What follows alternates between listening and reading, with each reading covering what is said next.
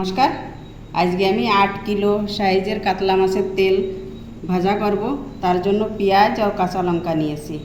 গরম হয়ে গেছে, এবার পেঁয়াজ আর লঙ্কা দিয়ে দেব।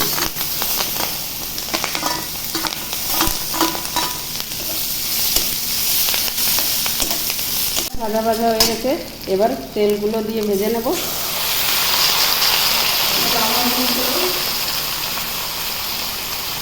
আধা চামচ লবণ,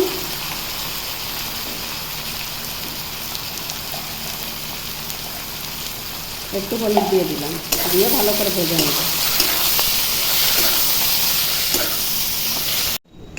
মাছের তেলটা ভাজা হয়ে গেছে, এবার নেমে নেব।